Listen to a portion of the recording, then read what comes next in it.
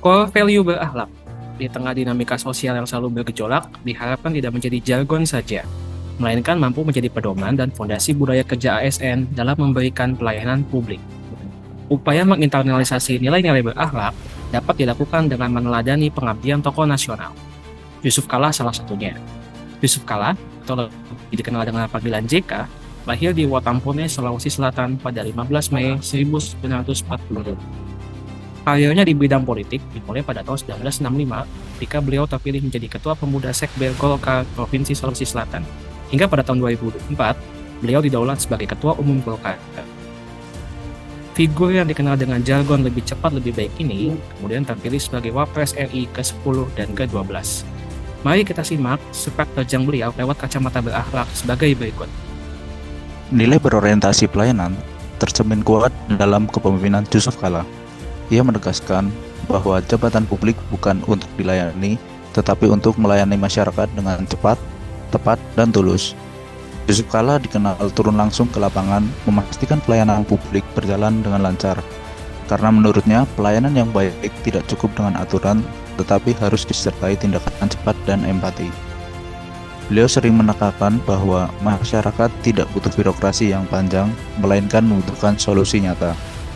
Dengan semangat lebih cepat, lebih baik, dan juga pentingnya lebih peduli ke masyarakat, Yusuf Kala menanamkan budaya kerja yang berorientasi pada hasil dan manfaat yang nyata bagi masyarakat.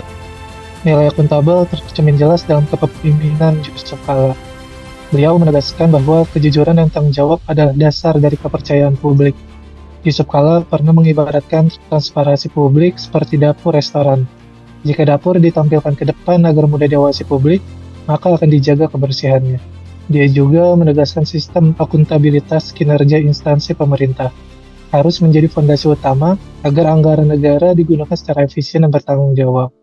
Dengan prinsip ini, ia menekankan bahwa setiap lembaga publik harus terbuka dalam proses anggaran dan kebijakan. Salah satu upaya mewujudkan Indonesia yang harmonis adalah melalui upaya penyelesaian konflik. Yusuf Kala sendiri berusaha menciptakan Indonesia yang harmonis melalui perdamaian di Aceh. Wilayah tersebut sudah jatuh ke dalam konflik bersenjata selama kurang lebih 28 tahun dan telah memakan 20.000 korban. Yusuf Kala sudah terlibat aktif dalam usaha perdamaian di Aceh sejak tahun 2002. Tatkala menjabat sebagai wakil presiden di tahun 2004, ia terlibat langsung dalam pembentukan tim negosiasi pemerintah yang diketuai oleh Hamid Awaludin. Hasilnya, pada tanggal 15 Agustus 2005, perjanjian Helsinki lahir sekaligus mengakhiri konflik di Aceh. Nilai kompeten sangat tercermin dari beliau. Latar belakang pendidikan beliau dari bidang ekonomi dan pengalaman beliau sebagai seorang pebisnis serta politisi merupakan kompetensi yang beliau miliki untuk memimpin Indonesia. Banyak prestasi yang telah beliau torehkan. Di dunia politik saat menjadi wakil presiden ke-10 dan 12, beliau berhasil membawa perdamaian di Aceh, menurunkan beban subsidi melalui LPG 3 kg, mendongkrak logistik performance index, dan easy of doing business. Dari bisnisnya, beliau berhasil menjadi konglomerat dan memiliki bisnis Kala Group serta Bukaka. Kala Group merupakan bisnis yang membidangi penjualan kendaraan Toyota di wilayah Indonesia Timur, serta bisnis lainnya. Dan kemudian Bukaka merupakan perusahaan EPC terkemuka di Indonesia. Semua pencapaian yang beliau torehkan tidak terlepas dari value kompeten yang dia miliki. Dari Yusuf Kala, kita dapat memaknai nilai loyal sebagai kesetiaan yang tulus terhadap bangsa dan negara. Nilai ini terrefleksi secara nyata dalam perjalanan pengabdiannya. Saat menjabat sebagai wakil presiden, beliau tetap konsisten mendukung kebijakan presiden meskipun berbeda latar belakang politik. Lebih dari itu, loyalitas Yusuf Kala tidak berhenti pada masa jabatan publik semata. Kiprahnya dalam bidang kemanusiaan melalui PMI menunjukkan bahwa loyalitas bukan sekedar kesetiaan formal, melainkan suatu dedikasi berkelanjutan yang menunjukkan nilai pengabdian tanpa batas bagi kepentingan negara dan masyarakat. Yusuf Kala adalah contoh nyata pemimpin yang adaptif. Beliau mampu menyesuaikan diri dengan dinamika politik, terbukti dari perannya sebagai wakil presiden di dua rezim yang berbeda, Susilo Bambang Yudhoyono dan Joko Widodo.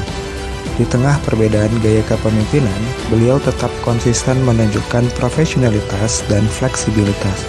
Dalam penyelesaian konflik Poso, Ambon, Aceh hingga Papua, Yusuf Kala juga mengambil langkah-langkah yang tidak lazim namun efektif, menempatkan dialog dan kemanusiaan di atas kepentingan politik. Pendekatan inovatif dan keberaniannya membaca situasi menjadikannya dijuluki sebagai bapak perdamaian. Kolaboratif merupakan karakter penting yang juga tercermin kuat dalam sosok Bapak Yusuf Kala.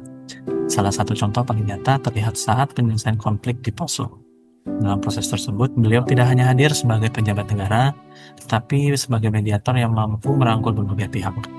Ia mengajak tokoh agama, pemerintah daerah, aparat keamanan, serta perwakilan masyarakat lokal untuk duduk bersama menyusun jalan keluar. Melalui dialog multi pihak dan komunikasi yang terbuka, lahirlah kesepakatan Malino di tahun 2021 yang menjadi titik balik terciptanya perdamaian dan rekonsiliasi di wilayah tersebut. Cara beliau menyatukan berbagai kepentingan menunjukkan bahwa kolaborasi adalah kunci membangun solusi bersama yang berdampak nyata. Jika core value berakhlak adalah kompas pengabdian, maka Yusuf Kala menunjukkan arahnya dengan integritas yang memutuskan, empati yang melayani, dan keberanian yang mempersatukan. Ia mengajarkan kita bahwa menjadi abdi negara bukan sekedar bekerja untuk negeri, tetapi menjadi jawaban atas setiap tantangan yang dihadapi bangsa. Sekian dan terima kasih.